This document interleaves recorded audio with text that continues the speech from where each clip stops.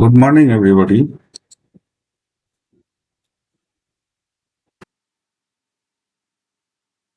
আমরা এখানে আমরা চার্টে চলে আসি। এটা ব্যাংক নিফটির চার্ট। এটা দুদিনের চার্ট নাম হয়েছে। তো এখানে কি হলো, ব্যাংক নিফটি এইখানে একটা ওঠার চেষ্টা করলো, সেলিং হলো, নিচে নেমে গেল। আবার পরের দিন কি হলো, পরের দিন আবার এই সমস্ত জায়গা থেকে আবার ওঠার চেষ্টা হলো, এখানে সেলিং হলো, আবার একটু রিট্রেস করলো, রিট্রেস করে চার্ট কি করলো, উপরের দিকে যাচ্ছে। তো চার্ট কি হচ্ছে, এই হাইস্ট পয়েন্টকে একবার দুবার টেস্ট করছে। তাহলে কি হলো, এখানে তার মানে বায়ার চেষ্টা করছে মার্কেটকে উপরে উঠানো। বায়ার এখানে চেষ্টা করছে। আর এখানে কোন বায়ার বসে আছে? এখানে স্মার্ট বায়ার বলতে হবে এদেরকে। স্মার্ট বায়ার, এখানে স্মার্ট বায়ার। এরা বারবার মার্কেট নিচে গেলেই পয়সা লাগাচ্ছে।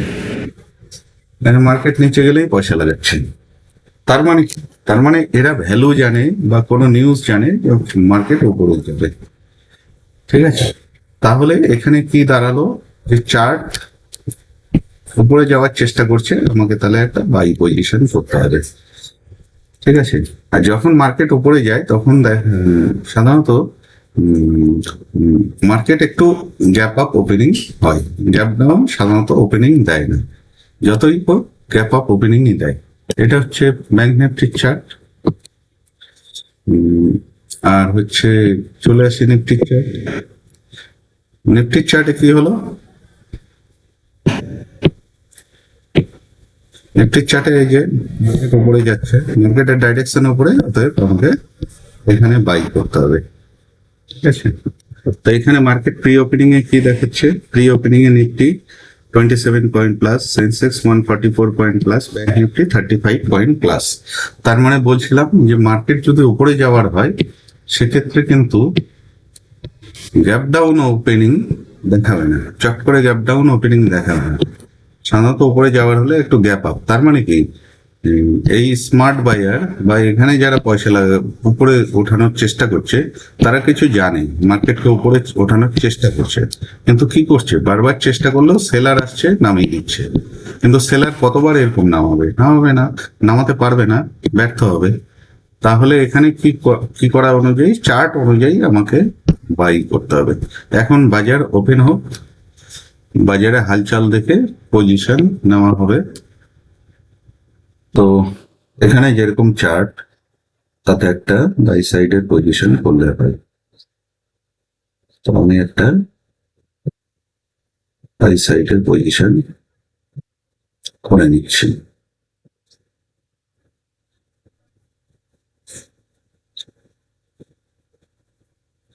যাতে একটু কনসলিডেশন হোক, প্রাইসটা ভালো পাওয়া যাবে, কারণ চার্ট নিচের দিকেই যাচ্ছে।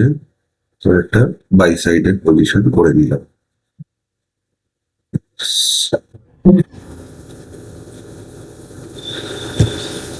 এখানেও একটা বাই সাইডের পজিশন করে নিলাম। তো এখন দেখা যাক কি হয়, দেখা যাক কি হয়। আমাদের পজিশনটা ফ্ল্যাট আছে, তো একটা এক্সপেক্ট করছি এই ক্লোজিং প্রাইসের উপরে যাওয়ার। তো যাই হোক, মার্কেট এখানে এই ওপেন হতেই সেলিং এ চলে গেল, তার মানে কাছাকাছি যারা র্যান্ডম বায়ার থাকে তাদেরকে বের করে দেয়, তারা ভয়ে বেরিয়ে যায়। এরপরে মার্কেট এখানে কিছু সেলারদেরকে ইনভাইট করে। কিছু সেলার যখন একবার একসাথে আসে তখন মার্কেট উপরে একটা যাওয়ার যেতে পারে। তো আমরা অপেক্ষা করছি, দেখি কি হয়। আমরা এখানে কিছুটা লসে, তো দেখি কি হয়।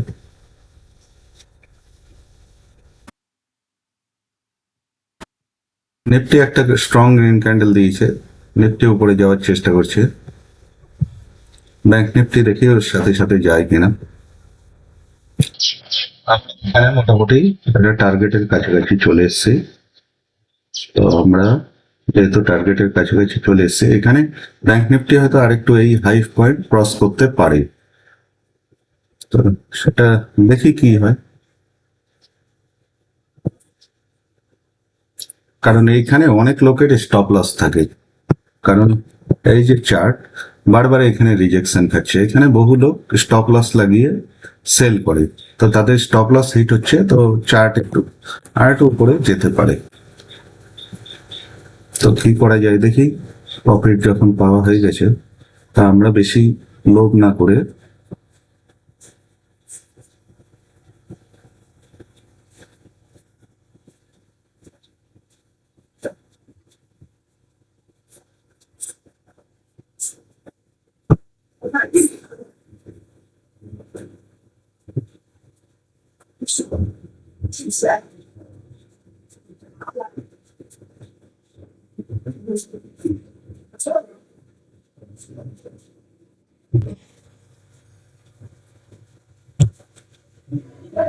Nifty already highest point break করেছে, ব্যাংক নিফটি একটু পিছনে।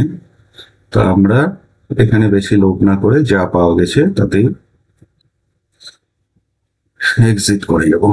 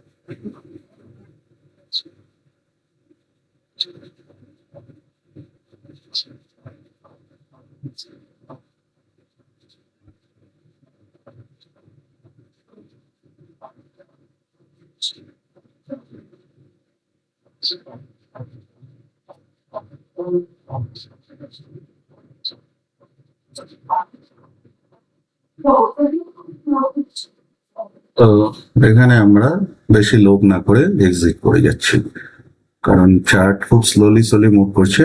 স্লোলি যেখানে মুভ করে সেখানে একটা রিজেকশন দিতে পারে।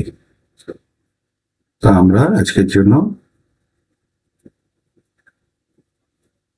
এখানে এক্সিট করে যাচ্ছি, কারণ আমরা একটা প্রফিট যেটা ইন্টারডেতে টার্গেট থাকে পেয়ে গেছি।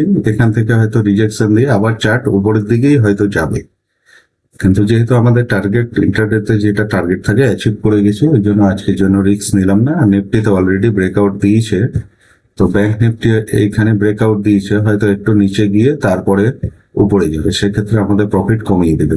তা আজকের জন্য এটুকুই, ধন্যবাদ।